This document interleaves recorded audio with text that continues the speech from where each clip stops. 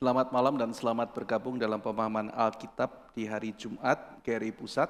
Kita akan mengawali pemahaman Alkitab pada malam hari ini dengan doa. Mari kita berdoa. Bapa di dalam surga, kami memohon pimpinan penyertaan-Mu. Kami mau membaca, merenungkan, dan memahami firman-Mu. Kami ingin khususnya pada hari ini lebih lagi mengenal Tuhan, mengenal rencana-Mu, dan makin terpesona akan keindahan firman-Mu. Bukakanlah dan singkapkanlah hikmat itu kepada kami, sehingga kami ya Tuhan mendapat menjadi orang yang beroleh anugerah. Terima kasih Tuhan, dalam nama Tuhan Yesus kami berdoa. Amin. Mari kita membuka kitab suci kita. Hari ini kita akan belajar dari kitab 2 Raja-Raja pasal yang ketiga. Bulan yang lalu kita mempelajari 2 Raja-Raja pasal yang kedua. Kita mempelajari sebagaimana Elia adalah Musa yang baru, maka Yosua yang baru adalah Elisa.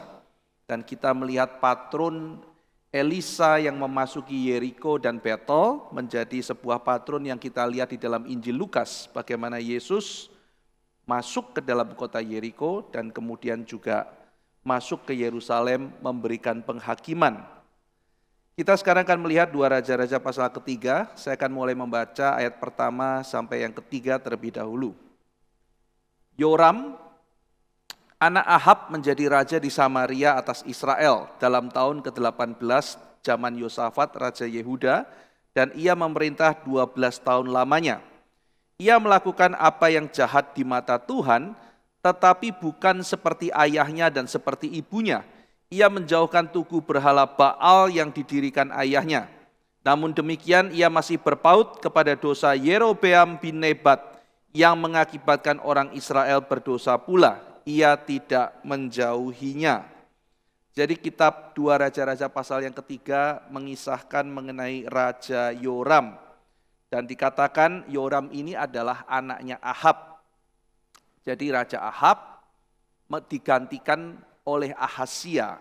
Setelah Raja Ahab mati digantikan oleh anaknya namanya Ahazia. Tapi Ahazia kemudian mati. Setelah Ahazia mati karena tidak ada anak laki-laki, tidak ada penerus, maka digantikan oleh saudaranya yaitu Yoram yang merupakan anak Raja Ahab juga. Nah, waktu Yoram jadi raja di Samaria, waktu itu Yosafat menjadi Raja Yehuda. Jadi saudara sekalian, kita mengingat karena dosa-dosa Salomo, kerajaan Israel pecah jadi dua. Jadi di sebelah utara kerajaan ini ibu kotanya di Samaria, sering disebut kerajaan Israel. Lalu di selatan ibu kotanya di Yerusalem itu adalah kerajaan Yehuda. Nah, jadi Yoram ini raja atas Israel, Yosafat raja dari Yehuda. Nah, di sini dikatakan bahwa Yoram itu seseorang yang melakukan apa yang jahat di mata Tuhan. Jadi dia jahat tetapi bukan seperti ayahnya dan seperti ibunya. Ia menjauhkan tugu berhala Baal yang didirikan ayahnya. Jadi Yoram tidak sejahat Ahab dan Isabel, tidak sejahat itu. Dia menjauhi sesembahan Ahab dan Isabel. Tetapi dia tetap berdosa. Dia tetap mendukakan hati Tuhan. Sebab dikatakan ia melakukan apa yang jahat di mata Tuhan. Ia masih berpaut kepada dosa Yerobeam. Jadi ia masih aktif dalam penyembahan lembu emas yang didirikan oleh Yerobeam. Jadi tidak sejahat ayah, tetapi tetap melakukan kejahatan di mata Tuhan. Dia bukan orang rohani, dia bukan orang yang cinta Tuhan, bukan seorang yang mengikut jalan Tuhan, dan di hadapan Tuhan Yoram seorang jahat. Nah saudara, maka di sini dicatat ya, dia itu jahat di mata Tuhan, di hadapan Tuhan. Dosa itu bukan sesuatu hal sekedar pelanggaran aturan dalam masyarakat. Dosa itu bukan sekedar saya melakukan sesuatu yang tidak menyenangkan bagi orang lain. Alkitab mencatat dosa itu adalah pemberontakan di hadapan Tuhan. Ini dicatat dalam surat Yohanes. 1 Yohanes mencatat apa itu dosa. Dalam 1 Yohanes pasal ketiga dikatakan dosa adalah pelanggaran hukum Tuhan.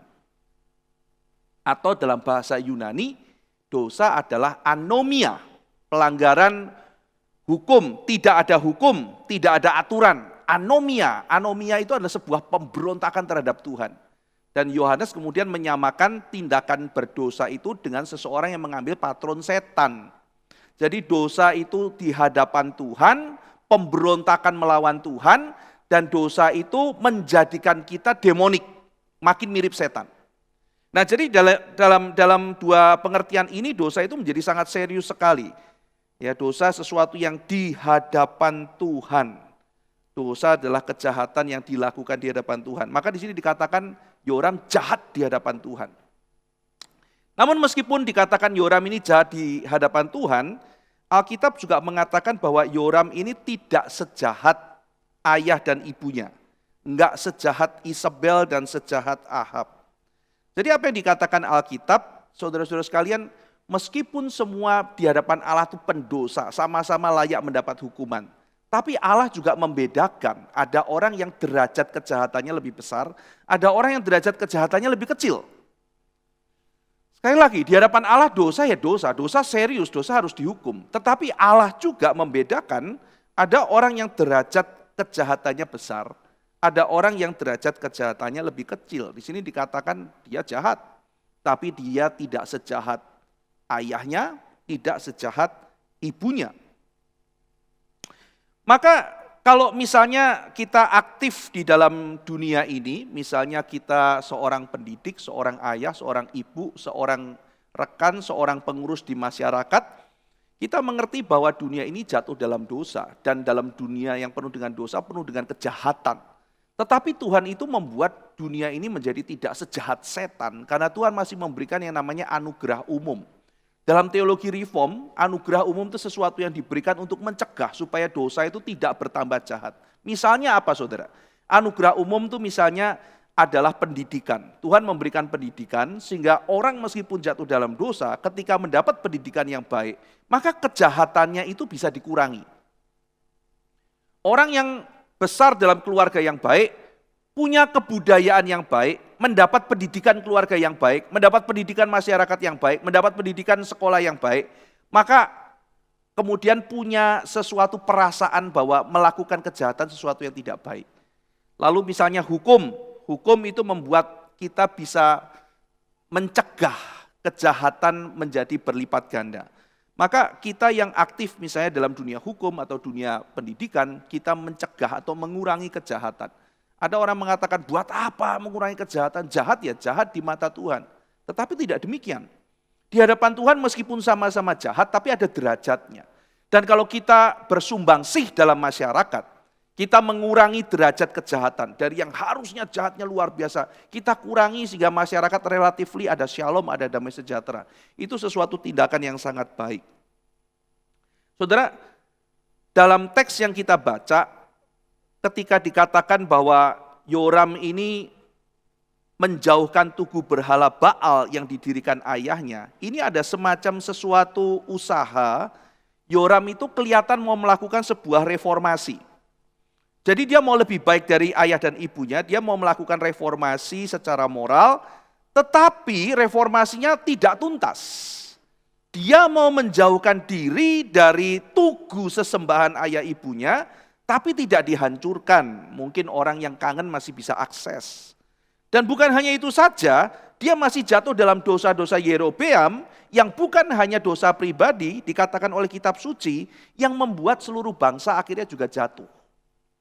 Jadi dia ini bertanggung jawab karena mengakibatkan orang Israel berdosa pula. Jadi menjerumuskan satu bangsa dalam kesalahan yang sama. Pemimpin itu patron, pemimpin itu panutan. Kalau kita mempunyai pemimpin yang baik, berbahagialah bangsa itu, maka dalam Alkitab seringkali dikatakan Tuhan itu salah satunya memberi anugerah kepada sebuah bangsa itu adalah memberikan pemimpin yang baik. Pemimpin yang baik, pemimpin yang bisa menjadikan teladan. Kalau keluarga punya pemimpin keluarga yang terbaik, berbahagialah keluarga itu. Kalau sebuah gereja punya pemimpin yang baik, berbahagialah gereja itu. Kalau sebuah organisasi punya pemimpin yang baik, berbahagialah organisasi tersebut. Kalau sebuah bangsa punya pemimpin yang baik, berbahagialah bangsa tersebut. Dan di sini dikatakan bahwa orang Israel tidak punya raja yang baik. Dan raja itu menjerumuskan satu bangsa dengan kesalahan yang sama.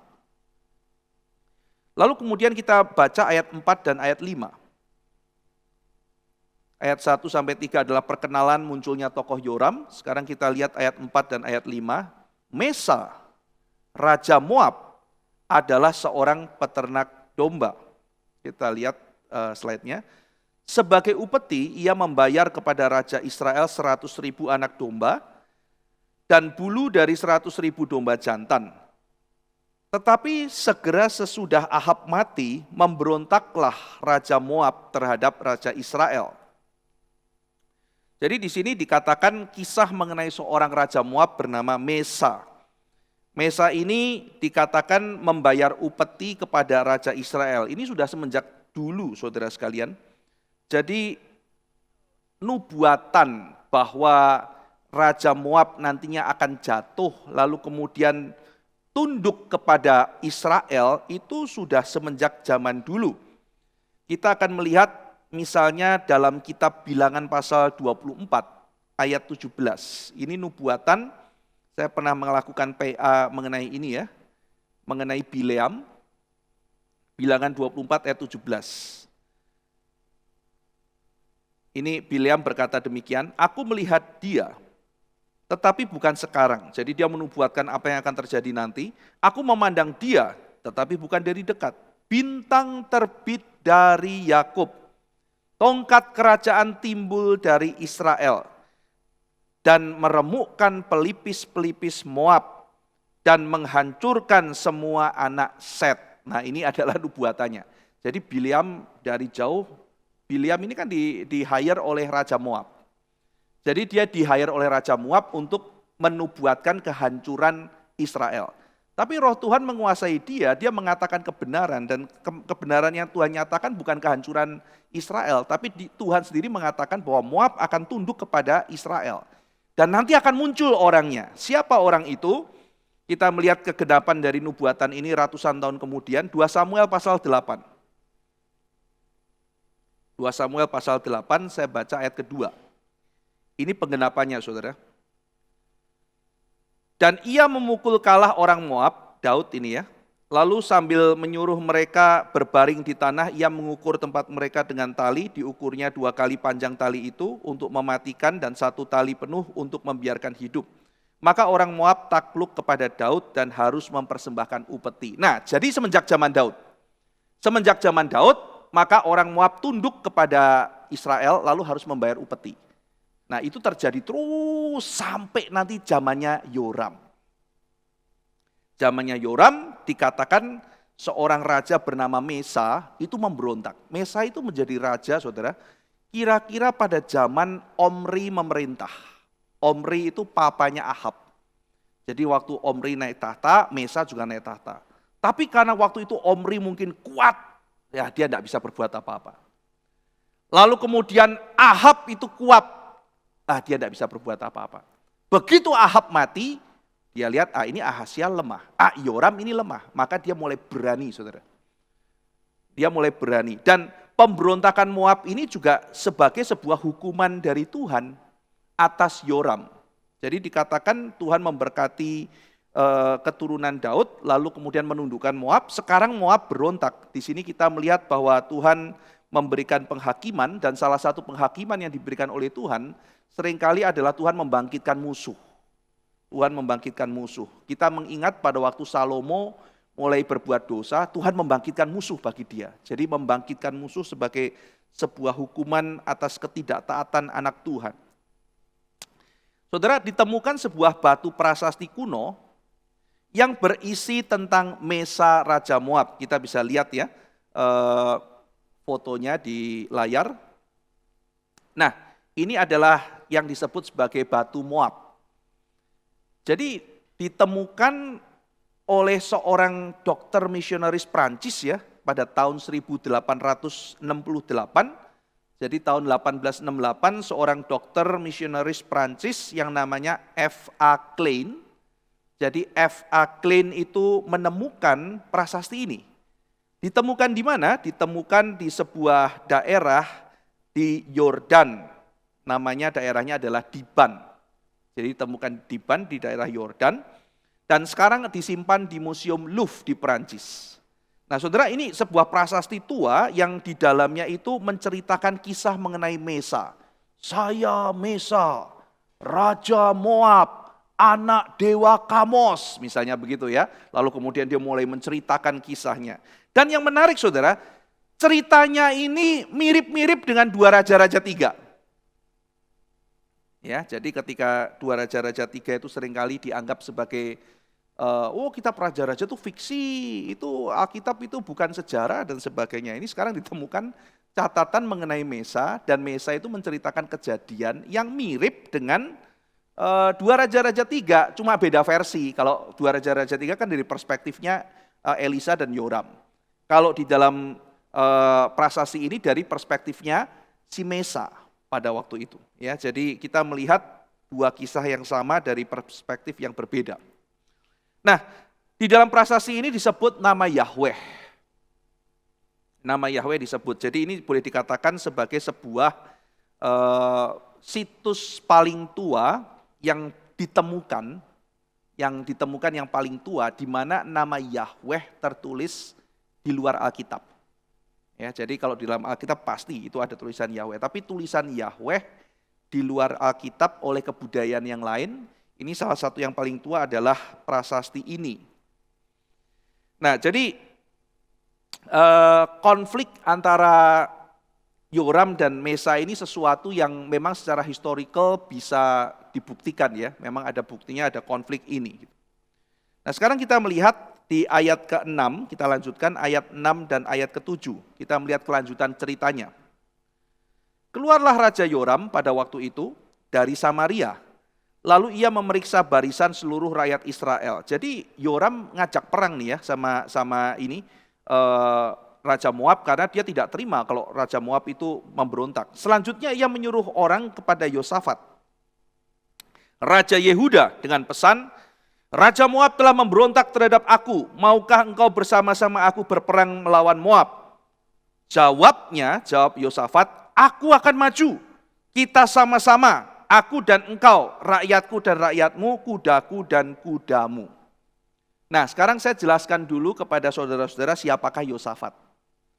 Dari teks kita sudah jelas siapakah Yoram. Tuhan mengatakan ini orang jahat di hadapanku. Meskipun tidak sejahat papa mamanya, tapi tetap menyembah berhala, dan gara-gara dia, orang fasik ini, satu bangsa kena jadi jahat karena dia. Nah, sebaliknya, sekarang muncul karakter yang namanya Yosafat, yang diajak perang oleh Raja Yoram. Jadi Yosafat diajak, yuk kita perang yuk, kita lawan si Raja Moab ini. Dan Yosafat mengatakan iya, dan jawabannya luar biasa. Bukan saja aku akan maju, kita sama-sama, aku dan engkau, rakyatku dan rakyatmu, kudaku dan kudamu. Nah, nanti Raja Edom juga bergabung.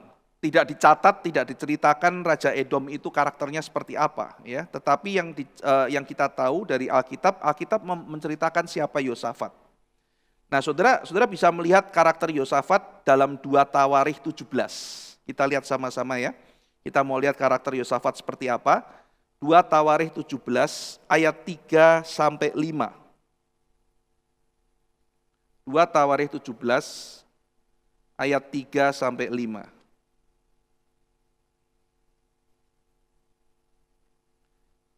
Saya akan bacakan buat saudara 2 Tawarikh 17 ayat 3 sampai 5. Dan Tuhan menyertai Yosafat, karena ia hidup mengikuti jejak yang dahulu dari Daud bapak leluhurnya, dan tidak mencari Baal-Baal. Jadi Yosafat hidup di dalam jalan Daud, dia tidak menyembah Baal, melainkan mencari Allah ayahnya. Nah, jadi Yosafat ini penyembah Yahweh. Ia hidup menurut perintah-perintahnya dan tidak berbuat seperti Israel. Jadi ini orang benar, saudara. Ayat 5, oleh sebab itu Tuhan mengokohkan kerajaan yang ada di bawah kekuasaannya. Seluruh Yehuda memberikan persembahan kepada Yosafat sehingga ia menjadi kaya dan sangat terhormat. Nah, kita tahu karakternya. Yoram orang jahat, Yosafat orang benar. Tuhan menyertai Yosafat. Yosafat tidak menyembah berhala. Yosafat hidup di jalan Daud. Yosafat juga menyembah Yahweh dengan sungguh-sungguh. Ia mencari Tuhan, taat pada perintah Tuhan, dan Tuhan memberkati dia. Nah ini aneh ya saudara ya. Yosafat orang benar, Yoram orang tidak benar, keturunan Ahab. Kenapa Yosafat mau diajak koalisi? Ini yang menarik gitu. Kenapa Yosafat tidak mengatakan, ya itu kan urusanmu, saya mau tanya Tuhan dulu. Ya, Yosafat tidak cari Tuhan, saudara. Dia langsung mau diajak koalisi. Menarik. Padahal dia sudah 2 kali ditegur oleh Tuhan. Yosafat itu 2 kali bekerja sama dengan Israel dan 2 kalinya ditegur, dimarahi oleh Tuhan. Ini yang ketiga kali saudara, dan nanti ditegur oleh Elisa. Jadi kita melihat Yosafat orang benar tapi dia punya kelemahan. Nah, kita lihat dulu tegurannya ya. Kita melihat bagaimana Tuhan sudah pernah menegur Yosafat sebelumnya. Kita melihat 2 Tawarikh 19. 2 Tawarikh 19 ayat 1 sampai 3. Saya jelaskan konteksnya ya saudara. Yosafat diajak perang oleh Ahab. Nah, kali ini dia sebelum pergi perang nanya dulu. Ada nabi tidak? Panggil dulu nabi, saya mau dengar perang apa tidak. Nah, yang kali ini dia tidak nanya nabi, nanti udah ketemu kesulitan baru cari nabi. Tapi pada waktu sama Ahab dia cari nabi. Cuman karena waktu itu Tuhan mau menghukum Ahab, maka nabinya yang Tuhan utus adalah nabi yang kasih khotbahnya setengah-setengah saudara. Nyerempet-nyerempet benar, agak nyerong-nyerong supaya apa? Supaya Ahab pergi mati. Celakanya gitu. Nah, celakanya adalah Yosafat ini pergi kumpulnya orang-orang tidak benar kayak Ahab. Nah, kita lihat tegurannya ya, 2 Tawarikh 19. Jadi Ahab sudah mati, lalu kemudian kita lihat Yosafat Raja Yehuda pulang dengan selamat ke istananya di Yerusalem. Jadi Ahab mati, Yosafat diselamatkan Tuhan. Ayat kedua, ketika itu Yehu bin Hanani, pelihat itu nabi ya saudara. Nabi sering disebut seer atau pelihat.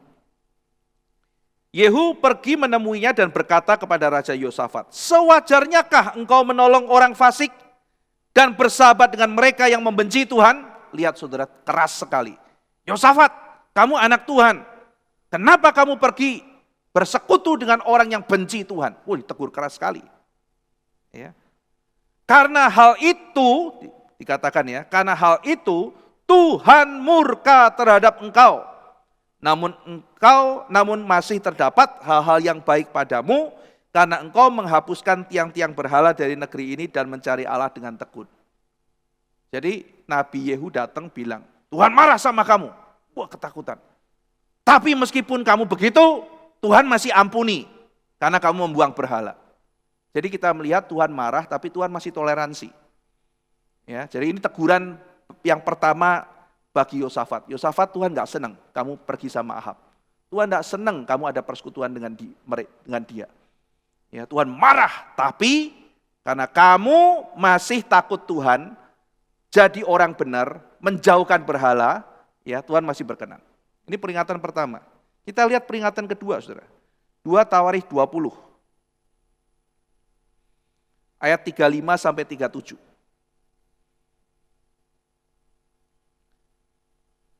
Kemudian Yosafat, Raja Yehuda, bersekutu dengan Ahazia, Raja Israel yang fasik perbuatannya. Diulang lagi saudara. Ahazia itu adalah anaknya Ahab. Ahab mati, ganti Ahazia, kumpul lagi. Jadi Yosafat kumpul lagi sama Ahazia. Ya, dikatakan yang fasik perbuatannya. Ia bersekutu dengan Ahazia untuk membuat kapal-kapal yang dapat berlayar ke Tarsis. Kapal-kapal itu dibuat mereka di Esion Geber. Tetapi Eliezer bin Dodawa dari Maresa bernubuat terhadap Yosafat. Katanya, karena engkau bersekutu dengan Ahazia, maka Tuhan akan merobohkan pekerjaanmu. Nah kali ini Tuhan hukum. Lalu kapal-kapal itu pecah dan tak dapat berlayar ke Tarsis. 2 kali saudara. Dan setelah 2 kali itu, Yoram bilang, brother, kita diserang.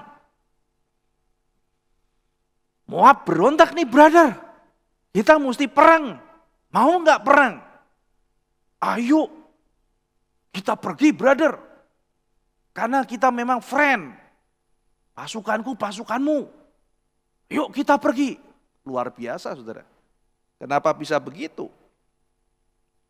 Mungkin ada beberapa alasan saudara ya. Saya mencatat paling tidak ada kemungkinan ada 3 alasan. Alasan pertama secara praktis ya. Musuhnya sama, Moab. Dan kalau kita membaca kitab Tawarikh, Yosafat itu pernah diserang sama orang Moab sebelumnya. Sampai dia bingung, tidak tahu mau apa karena saat itu Mesa cukup kuat. Ya. Lalu pada waktu diserang oleh orang Moab, dia berdoa kepada Tuhan, minta tolong dan akhirnya Tuhan tolong. Orang-orang Moab ini berhasil diusir, ya, dan setelah diusir oleh Tuhan, ya melalui sebuah mukjizat, mereka akhirnya tidak perlu perang bahkan. Jadi Yosafat juga mengalami ketar-ketir ya, wah diserang Moab. Ini mumpung ada kerajaan cukup kuat ngajak perang ya dia mau ikut. Kemungkinan itu yang pertama. Yang kedua, karena Ahab itu ternyata besannya saudara. Jadi ini enggak tanggung-tanggung. Ahab itu bukan cuma diajak temenan, tapi anaknya dia dinikahkan dengan anaknya Ahab. Jadi anak dari Yosafat dinikahkan. Anak Yosafat namanya Yoram juga, dinikahkan dengan keluarga Ahab, jadi besanan. Jadi pada waktu sama Yoram itu, ya kita kan saudara ya. Kita kan masih kerabat gitu, saudaramu itu nikah sama anakku, ya berarti kita friend gitu. Tapi mengapa saudara? Pertanyaannya kenapa kok dia sampai mau menikahkan anaknya dengan orang jahat itu? Yang akhirnya menyeret dia 3 kali bergabung dalam persekutuan yang tidak dikehendaki Tuhan. Ini noda, ini cacat dalam pelayanan Yosafat. Yang akhirnya nanti saudara, menghancurkan kehidupan keluarga Yosafat. Keluarga Yosafat. Kemungkinan ya saudara, alasannya itu begini, yang ketiga ini ya. Yosafat tuh rindu ada kesatuan di antara 2 kerajaan. Dia tahu sejarah bagaimana aslinya tadi dari Daud lalu menuju Salomo. Mereka menjadi kerajaan yang demikian kuat. Tapi karena Salomo menyembah berhala, kerajaannya itu pecah saudara. Kerajaannya pecah dan mungkin ini adalah sebuah cita-cita dari Yosafat. Anak Tuhan yang cinta Tuhan. Dia ingin melihat kerajaan Daud itu bersatu kembali. Nah itu sebabnya mungkin dia pikir saya tidak mau bermusuhan dengan Israel. Saya mau rangkulan. Harap suatu hari terjadi pembaharuan. Nah ketika dia melihat proyeknya Yoram, meskipun 2 kali dikritik habis oleh Tuhan, mungkin dia masih berpikir, oh ini kayaknya ini masih ada pembaruan, ada reformasi. Dia tidak tahu bahwa reformasi itu reformasi setengah-setengah. Jadi dia pikir mungkin masih ada pengharapan. Maka kadang-kadang keinginan naif dari Yosafat yang ingin menyatukan itu, akhirnya menghancurkan keluarganya. Hati-hati saudara, ketika kita mempunyai sebuah keinginan yang kelihatan indah, tapi Tuhan tidak berkenan. Dan akhirnya yang hancur adalah apa? Keluarganya. Sehingga nanti anaknya belajar, oh begitu caranya Pak ya, oh begitu caranya bergaul dengan orang. Maka dia belajar caranya bergaul dengan orang-orang Israel, maka anaknya bergaul, tapi dia tidak mempelajari bagaimana ayahnya bergaul dengan Tuhan. Itu enggak dipelajari. Sehingga akhirnya pengaruh dari keluarga Ahab yang masuk kepada anaknya Yosafat. Sehingga Yosafat, orang yang demikian cinta Tuhan, anaknya sebejat keluarga Ahab. Nanti kita akan melihat saudara, anaknya itu jahat. Anaknya mengikuti jalur siapa? Bukan jalur papanya, jalur Ahab saudara. Karena papanya kompromi. Kadang kita buka pintu saudara-saudara sekalian, kita melawan perintah Tuhan. Dan akhirnya karena kita kompromi itu, menghancurkan keluarga kita. Anaknya menikah dengan ungodly wife, keturunan Ahab, dan akhirnya anak Yosafat menyimpang. Saudara-saudara sekalian, maka akhirnya terjadi koalisi ini antara 3 raja. Raja Israel, Yoram, Raja Yehuda, Yosafat, dan seorang raja yang tidak disebut namanya, yaitu Raja Edom. Ketiganya ini kemudian mulai pikir, oh kita punya cukup tentara. Moab itu kecil dibanding ketiga gabungan negara ini. Pasti mereka hancur. Yuk kita pikir strateginya. Kekuatan sudah cukup, strategi mantap, mereka merasa menang di atas angin. Maka kita melihat strategi mulai disusun ayat 8 dan 9. Strategi muncul sekaligus tragedi muncul. Saya baca ayat 8 dan 9. Lagi ia bertanya, melalui jalan manakah kita akan maju? Jawabnya, melalui padang gurun Edom. Maka berjalanlah Raja Israel dan Raja Yehuda dan Raja Edom, tetapi sesudah mereka berkeliling 7 hari perjalanan jauhnya, maka tidak terdapat air untuk tentara dan untuk hewan yang mengikuti mereka. Jadi ini strategi yang canggih. Oh, kita lewat ini aja, Edom. Kita lihat petanya, saudara ya.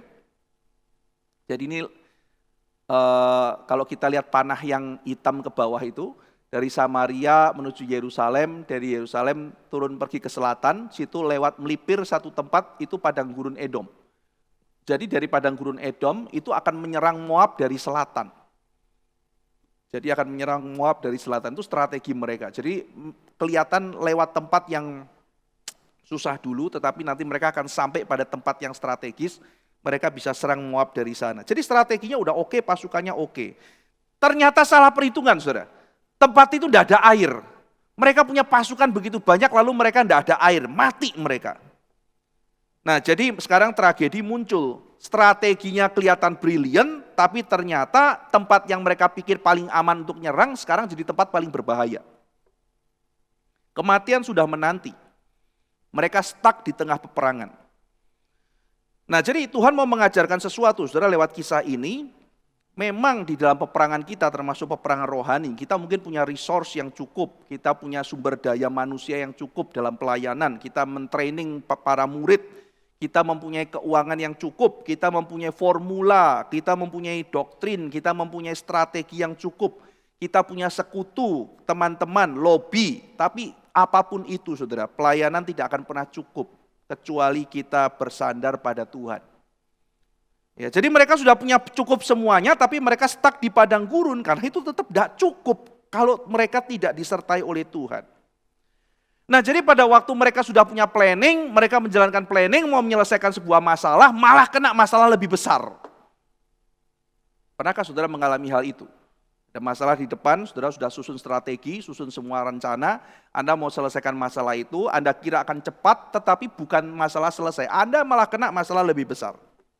Dan saat itu terjadi, saat kita mengenai hal itu, apa respon kita?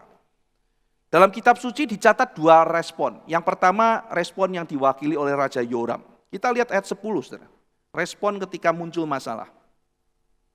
Kita baca ayat 10, lalu berkatalah Raja Israel, yaitu Yoram, wahai, Tuhan telah memanggil ketiga raja ini untuk menyerahkan mereka ke dalam tangan Moab. Ini respon pertama, saudara. Yang ngajakin perang siapa? Yang nyusun strategi perang siapa? Yang ojok-ojokin untuk pergi lewat ke padang gurun siapa? Ya Yoram gitu. Lalu setelah semuanya itu dia bilang, Tuhan jahat ya, mau celakain kita gitu. Ya memang Tuhan berdaulat, saudara. Memang Tuhan berdaulat, tetapi kedaulatan Tuhan tidak menghilangkan tanggung jawab mereka, saudara. Siapa yang bawa mereka ke situ? Siapa yang bawa pasukan itu pergi menyeberangi itu? Yoram, saudara. Sekarang dia lempar tanggung jawab. Tuhan jahat, Tuhan mau bunuh kita. Ini respon pertama, saudara. Ketika kita menghadapi masalah, ada orang yang memang tidak pernah serius dengan Tuhan. Yoram tidak pernah serius dan dibongkar. Mungkin saat itu Yehosafat melihat, Yoram kok kayak begini ya. Dia tidak pernah serius dengan Tuhan, tidak pernah melibatkan Tuhan, dan pada waktu ada masalah menyalahkan Tuhan. Ada orang demikian, saudara. Tidak pernah ke gereja, tidak pernah cari Tuhan, bahkan mengolok-olok Tuhan, tapi kalau kena masalah menyalahkan Tuhan. Tidak pernah ada relasi, tidak pernah ada koneksi, tidak pernah ada apa-apa. Tapi begitu ada masalah menyalahkan Tuhan. Ini kan Tuhan, gara-gara Tuhan. Kenapa Tuhan tidak adil? Cari Tuhan pun tidak pernah. Ingat Tuhan pun tidak pernah. Tapi begitu terjadi masalah menyalahkan Tuhan. Begitu negatif terhadap Tuhan si Yoram. Padahal yang membawa mereka itu adalah Yoram. Meskipun Yoram menyadari kedaulatan Tuhan. Tapi jelas Yoram tidak punya relasi yang baik dengan Allah. Dia sama sekali tidak bisa memahami tanggung jawab manusia. Tidak dihilangkan dengan kedaulatan Tuhan. Nah, jadi Respon hati Yoram pun jelas ya, saudara, pemberontak ya. Kalaupun misalnya orang menyadari ya, Tuhan, Engkau membiarkan kami, menyerahkan kami ke dalam tangan musuh. Orang yang mempunyai relasi yang baik dengan Tuhan, itu mengatakan kalimat itu dengan ketundukan, dengan kerelaan, dengan kemauan mau mengerti, dengan ketaatan mau belajar. Tapi respon Yoram tidak, Yoram mau menyalahkan. Nah, yang kedua saudara, respon yang berbeda dari Yosafat. Yosafat juga mengerti kedaulatan Tuhan, dia juga seperti Yoram menyadari bahwa Tuhan berdaulat. Tapi kalau kita melihat respon Yosafat, dia tidak menyalahkan Tuhan sama sekali. Dia justru mau mencari kehendak Tuhan dalam permasalahannya. Jadi ada kasus, ada kesulitan. Kalau Yoram bilang, nih loh gara-gara Tuhan celakai kita. Yosafat bilang, yuk kita tenang dulu yuk.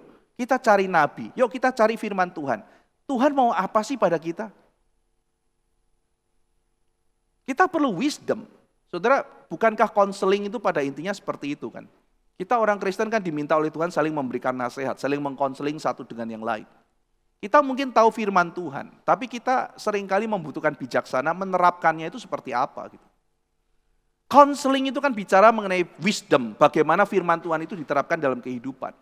Saya mau ikut Tuhan, saya mau caranya Tuhan bagaimana, tapi sekarang saya ada kesulitan. Tuhan mau punya kehendak apa sih dalam kehidupan saya? Nah itulah konseling. Konseling berarti saya kemudian membagikan kehendak Tuhan kepada teman-teman yang lain. Yosafat ingin cari kehendak Tuhan.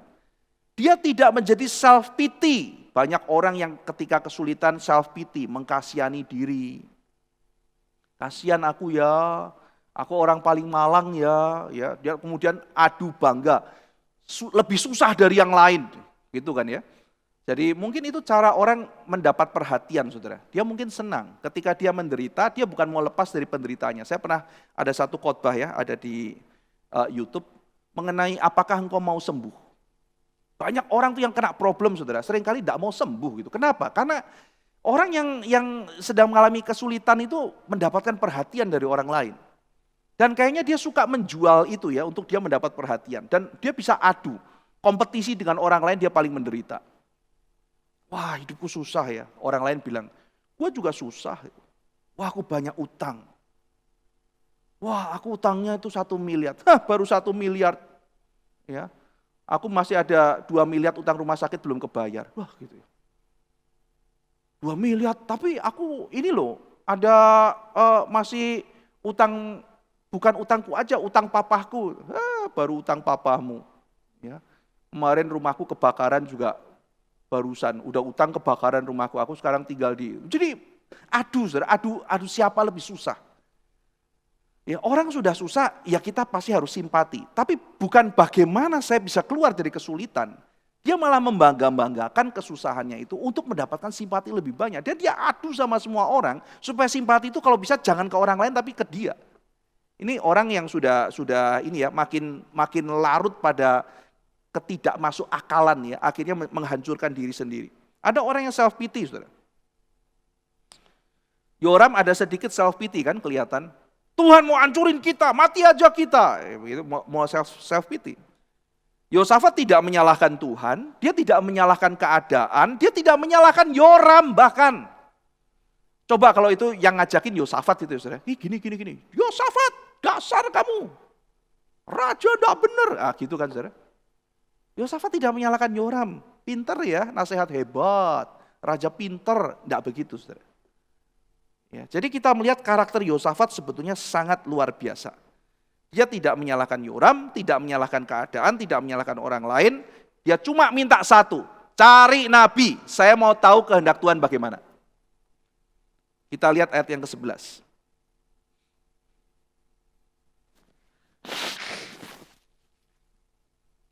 Tetapi bertanyalah Yosafat, tidak adakah di sini seorang nabi Tuhan, supaya dengan perantaraannya kita meminta petunjuk Tuhan. Lalu salah seorang pegawai Raja Israel menjawab katanya, di sini ada Elisa bin Safat yang dulu melayani Elia. Berkatalah Yosafat, memang padanya ada firman Tuhan. Ternyata Yosafat pernah mendengar mengenai Elisa. Sesudah itu pergilah Raja Israel dan Yosafat dan Raja Edom kepada Elisa. Cari nabi Tuhan, lalu kemudian didatangi. Mari kita lihat terjemahan bahasa Inggrisnya dari ayat 11 ya. And Jehoshaphat said, "Is there no prophet of the Lord here, through whom we may inquire of the Lord?" Then one of the king of Israel's servant answered, "Elisha, the son of Shaphat, is here, who poured water on the hands of Elijah." Jadi di sini kalau dalam terjemahan bahasa Indonesia, Elisa yang dulu melayani Elia. Tapi kalau dalam terjemahan ini misalnya yang saya pakai ESV ya, di sini Elisa yang menuangkan air, pour water on the hands of Elijah. Jadi ada si Elisa yang menuangkan air ke tangan Elia. Jadi menuangkan air ini kan sebuah ungkapan kenabian dan kemuritan pada waktu itu. Itu sama seperti kalau sekarang saya mengatakan, oh dia adalah seorang yang duduk bersimpuh di kaki gurunya. Itu kan nanti artinya ngelmu ya. Seorang murid yang mencari ilmu kepada gurunya. Duduk bersimpuh di bawah kaki guru itu artinya mendedikasikan hidup sebagai murid. Nah ini juga sama, menuangkan air ke tangan Elia. Berarti Elisa itu menjadi murid dan Elia menjadi mentornya dia, seorang muda yang akhirnya mendedikasikan hidupnya melayani mentornya untuk mempelajari hikmat Tuhan yang dia bisa dapatkan. Dan dia mengerjakan hal-hal yang sangat sederhana, menunjukkan kerendahan hati dan keterbukaan murid untuk mau dididik, yaitu mencurahkan air. Nah ini model pemuridan kayak begini tidak ada saudara di dalam ini ya, di dalam zaman sekarang tuh makin hilang. Seorang murid yang mencari hikmat dari seorang yang lebih tua dari dirinya, kemungkinan kita sudah mempelajari Elisa kemungkinan umur 25-an ya, dan Elia mungkin umurnya lebih dari 50, jadi orang yang mencari pada orang yang lebih senior, lalu kemudian mau mempelajari hal-hal rohani dari gurunya. Sekarang kan gurunya tuh Google ya saudara ya, tidak perlu guru rohani. Gereja enggak penting, senior enggak penting, maka kita enggak peduli mau dapat senior apa enggak. Ada orang tua yang bisa menjadi mentor kita apa enggak, kita enggak peduli saudara. Kita enggak perlu cari mentor, kita cukup cari tanya Google untuk bagaimana. Itu bukan pemuritan dalam kitab suci saudara. Itu sebabnya Alkitab juga berpesan bagi kita yang senior, kita juga harus hidup baik-baik. Kenapa? Alkitab mengatakan karena kamu harus membimbing yang junior gitu. Di gerejamu akan ada orang-orang lebih junior dan kamu harus menjadi mentornya mereka. Itulah gereja, saudara. Itulah pemuritan, itulah cara Tuhan mendidik anak-anaknya lewat cara seperti itu. Dan kita sudah sebegitu lamanya mengabaikan apa itu, saudara. Seorang yang menuangkan air di tangan Elia. Kalau pakai bahasanya Pak Tong, murid sekarang ya, kata Pak Tong, belum balas budi sudah balas dendam. Ya. Jadi saya kaget juga waktu Pak Tong cerita begitu ya. Gitu ya Pak Tong. Pak Tong cerita mengenai tradisinya zaman Plato, mengenai pemuritan itu ya, termasuk juga mengenai Elisa dan Elia. Saya masih ingat di sekolah teologi. Dan dia bilang ini pemuritan zaman sekarang beda sekali sama zaman dulu. Discipleship itu begini, Pak Tong gambarkan ya. Sekarang ini kita melihat manusia-manusia lonely, otodidak saudara. Saya bukan mengatakan otodidak itu tidak baik ya. Otodidak pasti baik. Tapi kerohanian itu tidak bisa semua otodidak saudara, tidak bisa. Kita memerlukan konsel, bimbingan. Dan itu adalah orang-orang yang lebih senior. Seperti saudara mencari dulu papa mama mengkonsel saudara. Demikian juga senior di dalam kerohanian itu sangat penting. Belajar, kita rasa sudah lebih tahu dari semuanya. Tidak perlu kita diajar oleh siapapun. Padahal Alkitab mengajarkan hal yang berbeda. Termasuk di sini Elisa yang menuangkan air di tangan Elia, rendah hati mau belajar. Ya, zaman sekarang kalau ketemu orang lebih tua ya, jangankan nuangin air, malah disuruh-suruh. Ya kan? Kamu belajar dari saya punya Google, saya lebih pintar dari kamu, saya lebih berhikmat dari kamu. Elisa tidak, Elisa sang water boy, ada yang mengatakan water boy, anak yang tuangin air. Itu adalah loyalitasnya dia. Elisa itu orang yang setia pada perkara-perkara yang kecil. Dia rendah hati melayani Tuhan. Dia orang yang berada, saudara, dia kan orang kaya ya. Ngapain dia tuangin air ke seorang nabi? Karena dia mau melayani Tuhan, saudara. Dia dapat dulu status sosialnya gitu. Dan Elia juga gak sungkan gitu, wah anak orang kaya gitu ya. Enggak gitu, dia benar-benar memuridkan Elisa. Dia garap sampai Elisa ini mentalnya jadi, saudara. Oh saudara kalau lihat Elisa kan ketemu raja pun, nanti kita lihat saudara ketemu raja, dia gak geming loh. Ini kan didikannya Elia saudara. Ya, Raja Yoram itu. Mau apa Yoram? Digituin saudara. Oh ini didikan Elia sekali saudara. Makanya saudara dengan kerendahan hati itu Elia gak sungkan mengajarkan bagaimana seorang nabi harus bersikap. Jadi Elisa menunjukkan inisiatifnya, cinta kasihnya kepada mentornya. Kita diajarkan pelayanan itu bukan pelayanan sendirian, saudara. Kita melayani sama-sama dan kita tuh saling belajar. Saudara kita yang masih muda harus berani belajar kepada orang-orang di gereja yang lebih senior, yang punya pengalaman banyak, punya keroyonan banyak. Kita harus buka hati kita. Dan suatu hari ketika kita sudah senior, ingat nasihat Alkitab di kitab Titus, hidup baik-baik dan jadilah mentor bagi yang lebih muda. Para janda dinasihatkan Paulus, hidup baik-baik. Nanti ada banyak pasangan muda menikah. Kamu jaga mulut, ya, jangan mau kepo rahasia orang. Tapi nanti kamu dampingi tuh orang-orang yang baru menikah.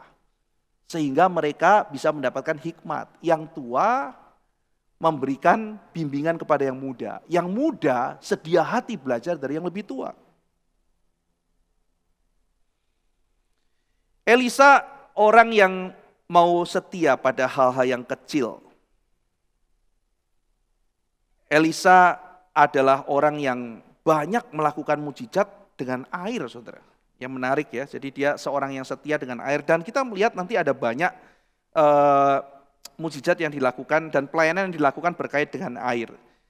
Saya catat ya, misalnya yang pertama, Elisa menghentikan air Yordan, air sungai Yordan.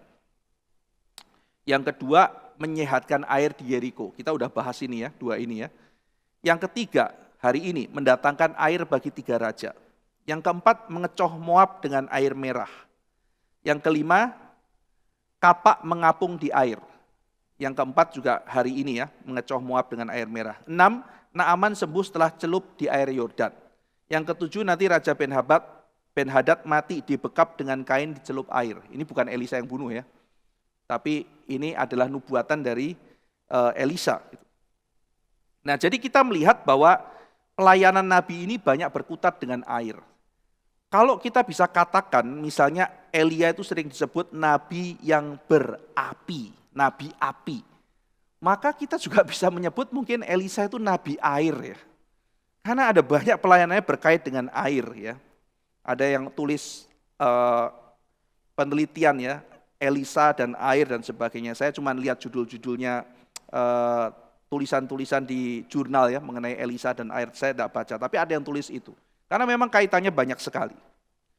Nah, saudara-saudara sekalian, maka inilah bagaimana Elisa digambarkan kepribadiannya. Siapakah Elisa itu? Elisa nabi berkuasa yang tuangin air ke tangan gurunya. Menunjukkan sikap dia rendah hati belajar dari mentornya. Nah, lalu kemudian sekarang Elisa itu berhadapan dengan 3 raja itu ya. Raja yang punya segalanya, punya uang, punya militer, punya tentara dan apa. Akhirnya dia pergi cari Tuhan yang diwakili oleh Elisa. Nah, begitu Elisa lihat raja ketemu dia, bukan cuma 1 tapi 3 minta petunjuk. Saudara, kalau Presiden Indonesia, Presiden Singapura, sama Presiden Malaysia datang ketemu saudara, lalu bertanya, kita akan pasti sopan luar biasa ya. Nah, sekarang kita bayangkan ada 3 raja ketemu Elisa.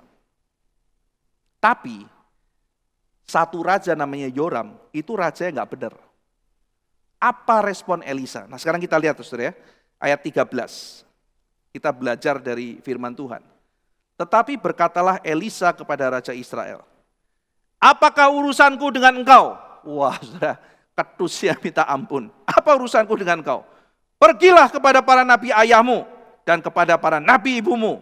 Jawab Raja Israel kepadanya, jangan begitu, sebab Tuhan memanggil ketiga raja itu untuk menyerahkan mereka ke dalam tangan orang Moab. Ini kepengen, waduh saudara, kalau jadi dijewer pun gak cukup nih orang, jahatnya minta ampun ya.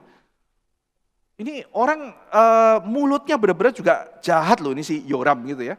Jadi dia ngomong kalimat masih kayak begitu, bikin sebel, bikin kesel gitu. Nah, Elisa itu mengcounter dia katakan, ngapain kamu cari Tuhan? Mewakili Tuhan, dia mengatakan, Kamu kan penyembah berhala, kamu meninggalkan Tuhan. Ngapain kamu ke sini? Tanya aja tuh sama dewa-dewinya sesembahan papamu itu. Tanya sama dia. Emang Tuhan finding mesin? Kamu datang masukin koin dia keluar, ya kan? Jadi ibaratnya kamu tidak diterima di sini. Jadi orang kira pokoknya Tuhan kalau saya datang pokoknya Tuhan akan terima saya karena Tuhan butuh saya. Enggak loh saudara. Yoram sekarang datang ditegur sama hamba Tuhan. Ngapain kamu ke sini? Gitu ya. Saudara kalau saya jadi hamba Tuhan gitu mungkin hamba Tuhan nggak punya cinta kasih tuh. Hei kamu penyembah berhala, ngapain kamu sini? Tanya aja sama dewamu. Ngapain kamu ngomong gitu? Enggak boleh. Semua harus disambut. Tapi Alkitab tidak mengajarkan begitu saudara. Elisa pada waktu itu tegur Yoram keras sekali. Yoram kamu ngapain ke situ? Kamu orang yang membuang Tuhan, kamu memusuhi Tuhan. Kamu penyembah berhala, ngapain kamu ke sini? Ya, jadi Elisa tidak menghormati Yoram. Dia raja, saya tidak hormat. Dia orang yang benci Tuhan. Dia melawan Tuhan, dia menghina Tuhan, dia menyakiti hati Tuhan. Saya tidak simpati sama dia. Nah harusnya sikapnya Yosafat seperti ini saudara. Ini sikap yang diberikan Tuhan untuk diekspresikan oleh hamba Tuhan. Tuhan waktu itu tidak berkenan akan Yoram. Dan Elisa mengekspresikan, Yosafat tidak saudara. Jadi Elisa sudah tegas sekali. Ya kan? Nah Elisa bilang, saya tidak hormat kamu Yoram karena kamu bermasalah. Tapi saya menghormati Yosafat karena Yosafat orang yang dikasihi Tuhan. Yosafat orang rohani. Jadi kita melihat, dia tidak menghormati Yoram karena Yoram raja, karena Yoram kaya, karena jabatannya tinggi, tetapi dia menghormati orang karena iman rohani orang itu. Jadi Elisa orang seperti ini, saudara. Dia tidak takut digertak oleh jabatan, dia tidak takut digertak oleh posisi, dia tidak takut digertak kekayaan. Tapi dia sangat menghargai orang yang mencintai Tuhan. Oh Yosafat orang cinta Tuhan, saya hormat dia. Kita lihat ayat 14. Jadi tadi ayat 13 Elisa tolak Yoram, sekarang kita lihat ayat 14. Lalu berkatalah Elisa, demi Tuhan semesta alam yang hidup yang di hadapannya aku menjadi pelayan. Jika tidak karena Yosafat Raja Yehuda, maka sesungguhnya aku ini tidak akan memandang dan melihat kepadamu. Melihat pun tidak mau katanya saudara. Jadi Elisa bilang saya tuh mau melihat kamu cuman karena Yosafat. Karena kalau Yosafat tidak ada saya tidak mau lihat kamu. Yoram saudara tetap tidak menunjukkan pertobatan. Dia tetap berdalih. Ada 3 raja digerakkan Tuhan. Mau dibunuh oleh Tuhan. Tadi saya sudah katakan ini tidak fair. Ya, ini tidak fair sama sekali. Karena Yoram melemparkan semua masalah ini kepada Tuhan.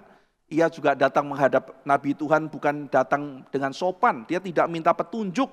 Tidak datang di hadapan Tuhan dengan kerendahan hati. Ini mirip banyak orang sudah datang ke gereja karena kepaksa. Yosafat pasangannya dia kan, pasangan temannya dia, yuk kita cari Tuhan, teman bisnisku ya sudahlah gua ke gereja temenin dia. Saya mesti cari hamba Tuhan, ya sudah pergi. Pacaran mungkin mau menikah, yuk kita cari petunjuk hamba Tuhan, ya sudahlah. Tapi ketika datang cari Tuhan tidak bersahabat, tidak punya rendah hati, tidak minta petunjuk, tidak datang dengan sikap menyembah, ya kan? Datang karena terpaksa. Datang untuk menyalahkan yang lain, datang membenarkan diri. Ya.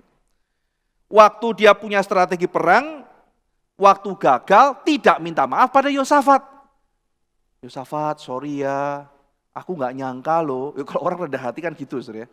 Sorry ya, aku nggak nyangka jadi kayak begini. Aduh, gimana ya caranya Yosafat ya? Nggak gitu loh, saudara. Tuhan Yosafat, gara-gara Tuhan, dia sama sekali pride-nya luar biasa, tidak minta maaf. Raja Edom, sorry ya, aduh gimana cara perbaikinya ya. Saya benar-benar nggak ngerti loh, nggak nyangka bisa jadi kayak begini. Jadi untuk orang-orang yang seperti ini saudara, Elisa tidak menjawab. Jadi Elisa menjadi gambaran saudara, orang yang berdoa pada Tuhan, tidak semuanya dijawab oleh Tuhan. Tuhan berhak mengatakan, ngapain kamu berdoa? Membenci Tuhan. Ya, sekarang buka mulut berdoa, mau apa kamu? Tapi di sini Elisa mengatakan, aku menjawab bukan karena engkau.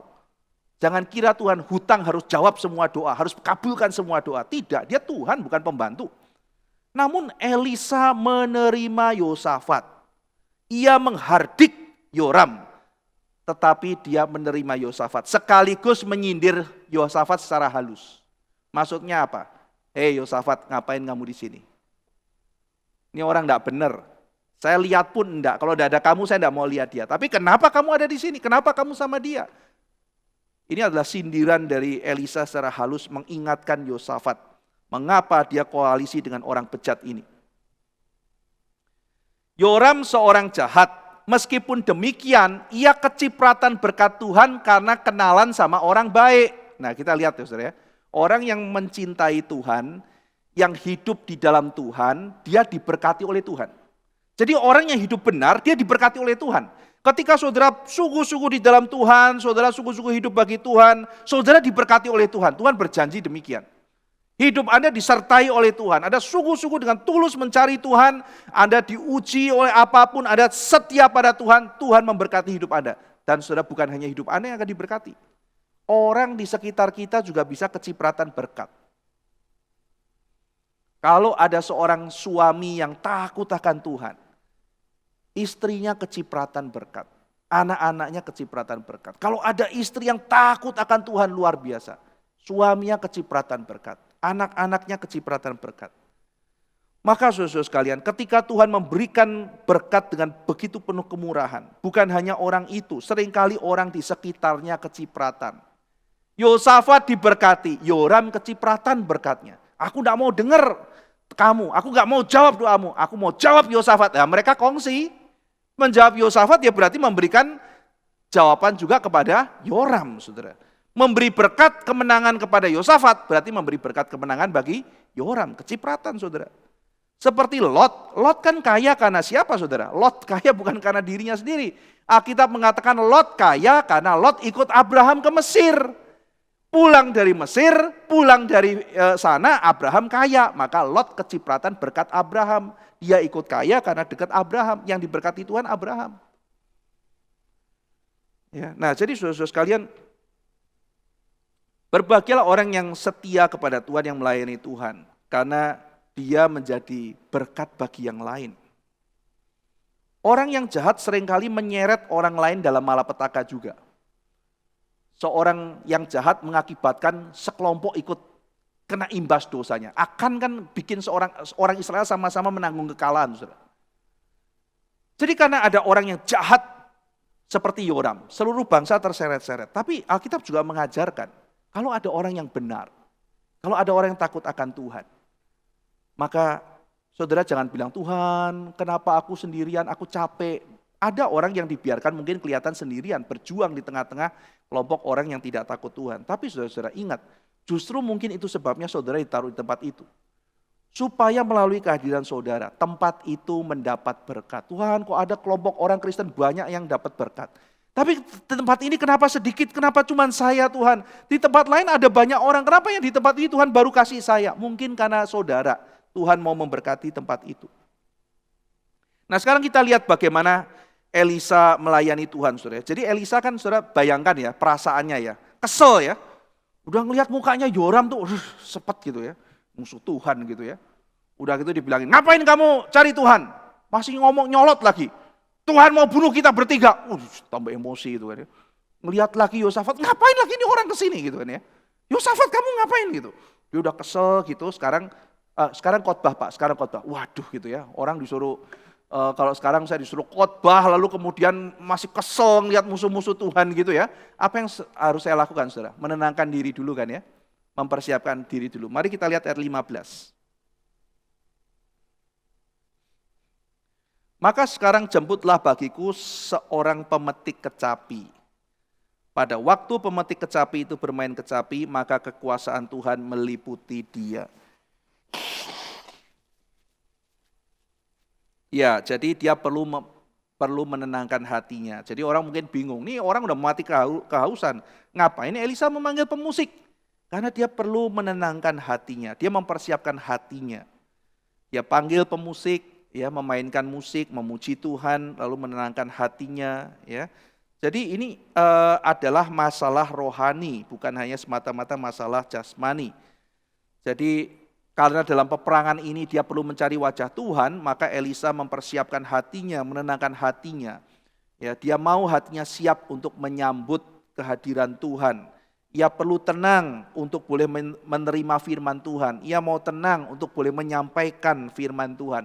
Dengan ketenangan hati, tidak dikuasai oleh kegelisahan, tidak dikuasai oleh hati yang penuh dengan kemarahan. Ya, dia mau tenang. Ya, dia melihat musuh Tuhan di hadapannya. Dia ada dalam situasi peperangan yang sengit. Dia panik melihat ada orang kekurangan air. Dia sedih melihat Yosafat di depannya. Macam-macam perasaan. Panggil pemusik, saya mau tenang di hadapan Tuhan. Seringkali kita juga perlu itu, saudara. Ketika hati kita gelisah, kita panik, ada begitu banyak kesulitan di depan kita. Mungkin kita perlu, saudara-saudara, untuk menenangkan hati kita. Panggil pemusik. Mungkin kita bisa mengatakan, panggil mana, bawa kemari ruang doaku. Bawa kemari Alkitabku. Jiwaku sedang kacau. Aku ingin membacanya, aku ingin memuji Tuhan, aku ingin mendapat ketenangan. Bawa kemari buku yang aku mau baca itu. Bawa kemari sahabatku. Bawa kemari CD khotbah itu atau apapun itu, saudara. Bawa kemari sesuatu yang menenangkan hatiku. Aku ingin mendapat penghiburan. Aku ingin jiwaku tenang. Untuk Tuhan menuntun langkahku selanjutnya. Dia menenangkan jiwanya untuk boleh menerima firman Tuhan, untuk boleh menyampaikan firman Tuhan. Kita juga rindu Tuhan meredakan badai dalam hati kita, supaya kita bisa fokus pada rencana Tuhan. Nah, setelah Elisa tenang, lalu dia bergantung pada pimpinan Tuhan, baru setelah itu dia mulai berbicara, saudara. Dia kemudian mulai berbicara memberikan nubuatan. Dan salah satu nubuatan Elisa adalah siapkan paritnya. Kita lihat ayat 16 dan 17. Kemudian berkatalah ia, beginilah firman Tuhan, biarlah di lembah ini dibuat parit-parit. Sebab beginilah firman Tuhan, kamu tidak akan mendapat angin dan hujan, namun lembah ini akan penuh dengan air, sehingga kamu serta ternak sembelian dan hewan pengangkut dapat minum. Jadi di sini Tuhan memerintahkan kepada Elisa untuk bersiap. Jadi di situ disuruh gali parit. Wah, ini butuh iman besar, saudara. Orang lagi kehausan, kepanasan, suruh kerja bakti. Kerja baktinya apa? Gali parit. Airnya dari mana? Gali dulu. Wah, ini membutuhkan iman yang besar. Airnya mana? Sudah, gali dulu. Tidak tahu air dari mana. Tuhan bilang suruh gali parit dulu. Jadi sebelum berkat datang, kita disuruh untuk tidak berpangku tangan. Tuhan, aku minta berkat. Kerja dulu. Tapi nanti dari mana? Pokoknya kerjakan dulu. Lihat nanti Tuhan bagaimana memenuhi dengan hasil yang dari Tuhan. Pokoknya sekarang kerjakan dulu. Ngapain Tuhan? Gali parit. Hah, gali parit. Airnya mana? Tunggu. Kalau air tiba, kamu mau simpan di mana? Iya sih, tapi kalau saya sudah gali parit kan capek. Airnya kalau nggak datang gimana? Nah, disinilah kita melihat ya bahwa tanda anugerah Tuhan diberikan. Tuhan di sini meminta mereka beriman. Elisa bilang, gali parit, nanti Tuhan akan berikan air. Itu terlalu gampang buat Tuhan. Wah, mereka kemudian menggali, saudara. Menggali, mereka tidak berpangku tangan. Mereka mulai melayani Tuhan, mempersiapkan, dan akhirnya betul air itu tiba. Air itu tiba, dan di situ nanti ada ini ya saudara, ada nubuatan dari Elisa bahwa mereka akan menang. Lalu kemudian betul saudara, mereka memukul Moab mundur. Pertama kalinya saudara, pada waktu air sudah datang, mereka kemudian minum, lalu tiba-tiba Raja Moab itu keluar, dia ngelihat sungai. Loh, kok sungainya merah ya? Mereka lihat airnya tuh ada ilusi merah. Airnya ilusi merah. Ini berarti mungkin mereka bunuh-bunuhan. Ya, saudara, nanti saudara teliti sendiri, mereka sendiri pernah mengalami sebuah kejadian yang menakutkan ya. Tuhan menghukum mereka saling mati sendiri, lalu Yehuda diselamatkan Tuhan. Sekarang mereka mungkin menyangka mereka yang mengalami itu, bukan kita. Mereka mungkin sedang bunuh-bunuhan. Sekarang ini air merah karena darah mereka. Berarti kita serang sekarang, nanti kita menang. Wah, mereka kemudian serang saudara 3 raja itu. Tiba-tiba sampai sana nggak ada apa-apa saudara. Sehat walafiat, bahkan siap perang. Akhirnya pasukan Moab dipukul mundur. Sampai akhirnya mereka mundur. Lalu kita lihat sekarang ayat yang ke-26 dan 27. Sekarang kita lihat ayat yang ke-26 dan 27.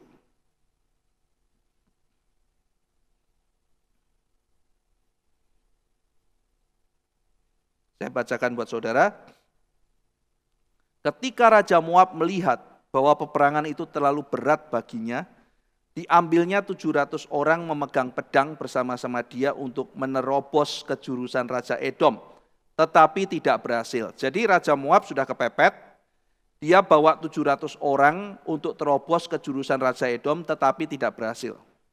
Kemudian ia mengambil anaknya yang sulung yang akan menjadi raja menggantikan dia, lalu mempersembahkannya sebagai korban bakaran di atas pagar tembok. Nah, ini ayat yang sangat sulit, tetapi kegusaran besar menimpa orang Israel sehingga mereka berangkat meninggalkan dia dan pulang ke negeri mereka. Jadi saudara, yang bisa kita ketahui adalah begini. Tuhan menubuatkan kekalahan Raja Moab dan dia benar-benar kalah.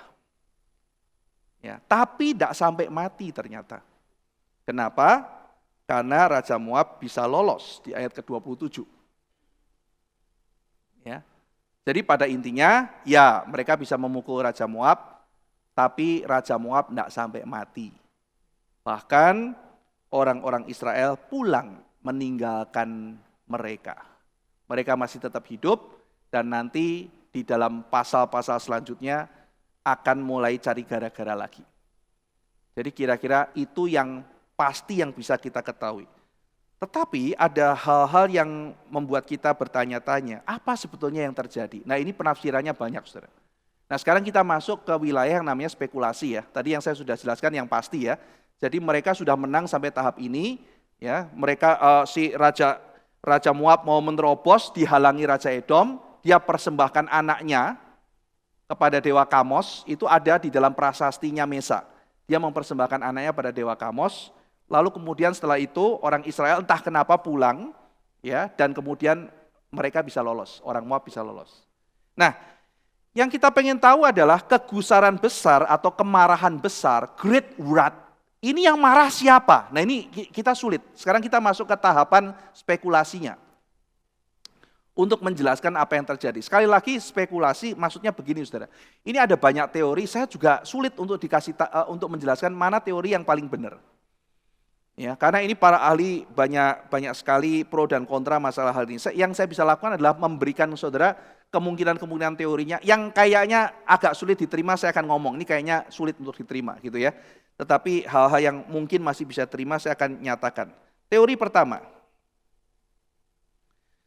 Great wrath atau kemarahan besar itu adalah kemarahan rakyat Moab. Ya, sekali lagi karena Raja Moab mempersembahkan anaknya, rakyat Moabnya ngamuk. Ya. Rakyat Moabnya ngamuk karena melihat putra mahkotanya dikorbankan. Maka bangkit kenekatannya memukul mundur orang Israel. Ya kan, saudara kalau misalnya belajar strategi perangnya itu siapa itu? Suence ya. Di Suence Pingfa itu ya, tikus kalau udah kepepet ya, atau kucing udah kepepet, misalnya ada anjing gitu ya, udah kepepet banget, lepas. Ya, kenapa gitu? Karena kalau udah kepepet banget ya, jangan sampai kucing ini benar-benar antara hidup dan mati. Kalau orang sudah antara hidup dan mati, jadi kalau dia takut dia akan lari. Tapi kalau hidup dan mati, maka strateginya berubah. Kalau saya diam, saya mati, maka saya akan lawan. Nah itu harus hati-hati. Jadi selama dia masih ada, selalu kasih pilihan hidup atau mati. Jadi masih ada, kalau saya kabur saya hidup, kalau saya bertahan saya mati. Jadi dia ada kemungkinan untuk saya masih hidup. Tapi kalau dia udah kepepet dan kita benar-benar jagain, satu-satunya cara untuk hidup hanya melawan, itu bahaya. Nah dalam teori strategi perang ada pemikiran semacam itu. Nah jadi apakah ini mungkin adalah rakyat Moab yang benar-benar sudah nggak ada pilihan lain, kan mau lari udah nggak bisa. Terus melihat marah, putra mahkotanya dikorbankan, hari depan udah nggak ada. Mereka marah sampai akhirnya pukul, akhirnya orang Israel kabur. Ini bisa, coba kita sekarang lihat ayat tadi kita baca dalam perspektif ini ya, ayat 27. Kemudian Mesa mengambil anaknya, putra mahkota Edom yang sulung itu, yang akan menjadikan raja menggantikan dia, lalu mempersembahkannya sebagai korban bakaran di atas pagar tembok. Tetapi kemarahan besar dari rakyat Moab menimpa orang Israel, sehingga orang-orang Israel berangkat meninggalkan dia dan pulang ke negeri mereka. Kira-kira tafsirannya jadi begitu. Ini teori pertama. Teori kedua, saudara. Yang marah rakyat Edom. Ini yang pegang ini sedikit, saudara. Tapi teori ini ada. Saya sendiri nggak terlalu yakin. Tapi ini muncul ya, kemarahan rakyat Edom. Ada penafsir yang mengatakan, saudara, anak yang diambil itu adalah anaknya Raja Edom. Yang dipersembahkan itu bukan yang dipersembahkan itu bukan anaknya Mesa, tapi anaknya Raja Edom. Ya. Jadi rakyat Edom marah karena putra mahkotanya dibunuh musuh lalu menyerang Israel. Oke, sekarang kita baca lagi ayat 26. Kenapa argumentasi ini bisa muncul? Saya baca ayat 26 ya. Ketika Raja Moab melihat bahwa peperangan itu terlalu berat baginya, diambilnyalah 700 orang pemegang pedang bersama-sama dia untuk menerobos ke jurusan Raja Edom, tetapi tidak berhasil. Kemudian ia mengambil anaknya yang sulung. Nah, ini anak siapa? Dia bilang ini anak Raja Edom, kan habis nyerang Raja Edom. Diculik gitu loh. Teori ini bilang begitu. Kemudian ia mengambil anaknya yang sulung yang akan menjadi raja menggantikan dia lalu mempersembahkannya sebagai korban bakaran di atas tembok. Tetapi kegusaran besar Great Wrath menimpa orang Israel. Ini Great Wrath-nya orang Edom.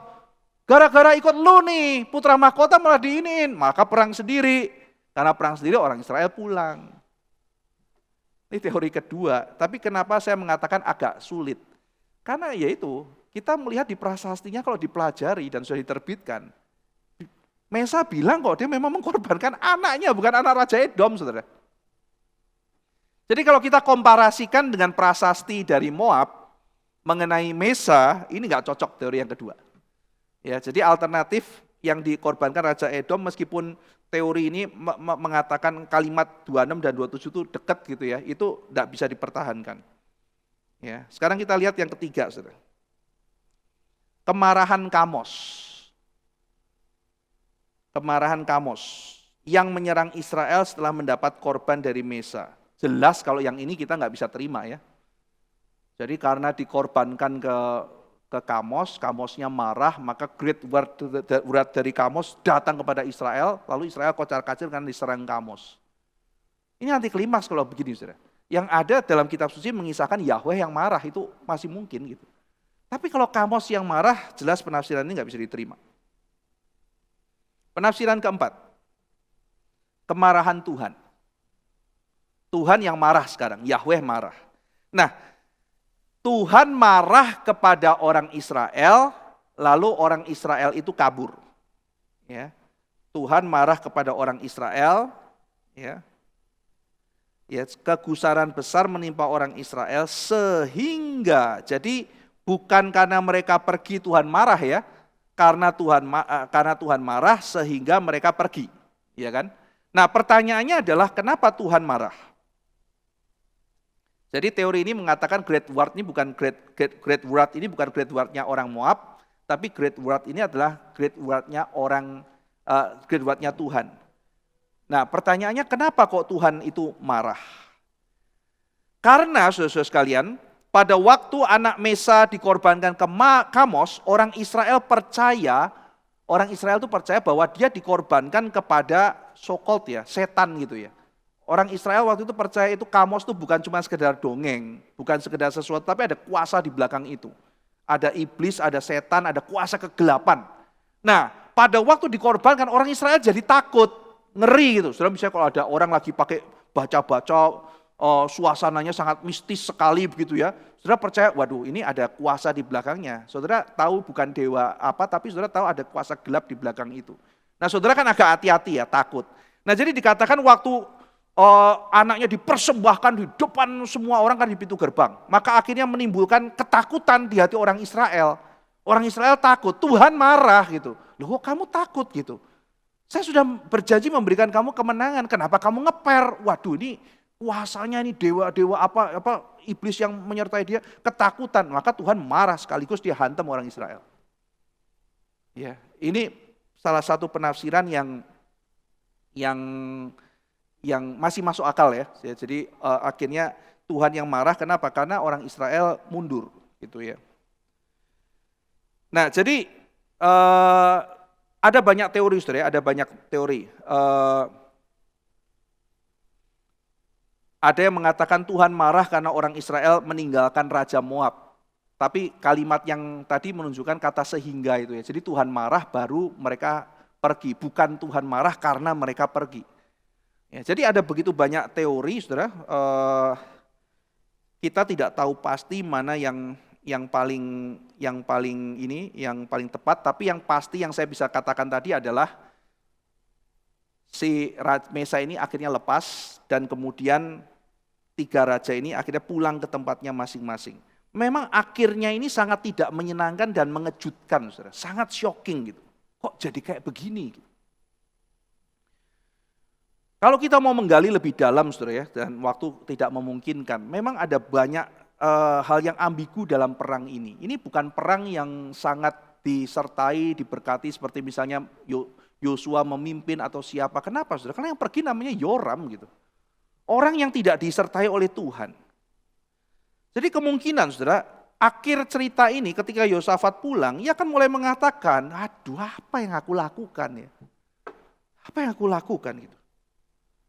Akhir yang sangat ambigu, saudara, dari persekongkolan ini. Ia sendiri melihat ya bagaimana aku bergabung sama orang jahat, aku melihat ada orang yang mengorbankan anak sendiri, aku melihat ada kemarahan dari Tuhan, lalu kemudian saya melihat berbagai macam hal ini. Dan yang pasti adalah Yoram, anak Yosafat, belajar bagaimana ayahnya bekerja sama dengan orang-orang seperti ini. Dan akhirnya ia mengikuti jejak Ahab, tidak mengikuti jejak Daud.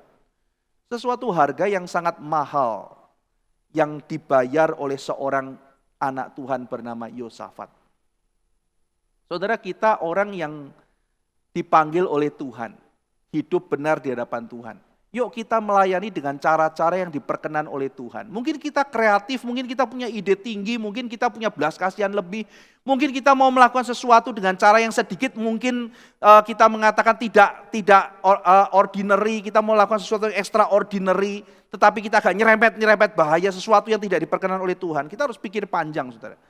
Karena kita melihat Yosafat, saudara, ketika dia mau berimprovisasi, merangkul Yoram dan sebagainya. Akhirnya ketika dia pikir dia pulang dari perang janggal dan pasal yang sangat aneh ini, saudara.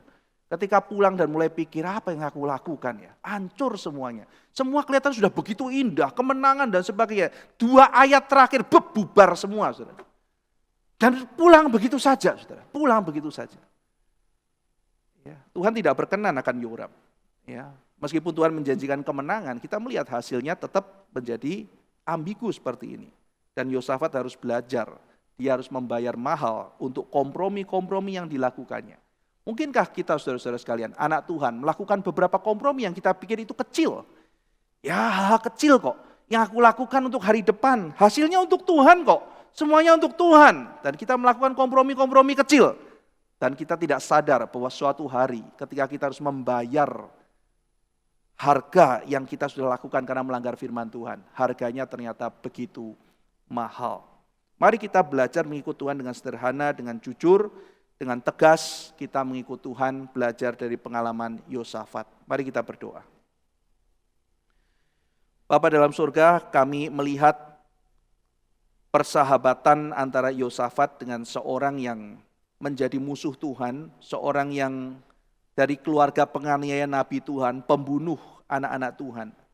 Kami melihat harga yang harus dibayar yang demikian mahal oleh seorang yang berusaha untuk merangkul, punya idealisme tertentu, yang akhirnya dia harus bayar dengan mengorbankan keluarganya.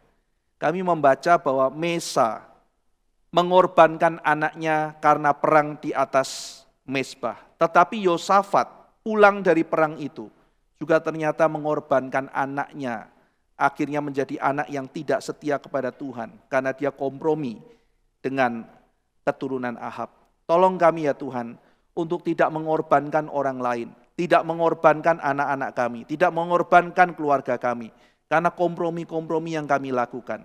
Biar ya Tuhan kami hidup berkenan di hadapan-Mu, mentaati firman-Mu, tidak bermain-main dengan kekudusan yang Tuhan sudah gariskan untuk kami kerjakan.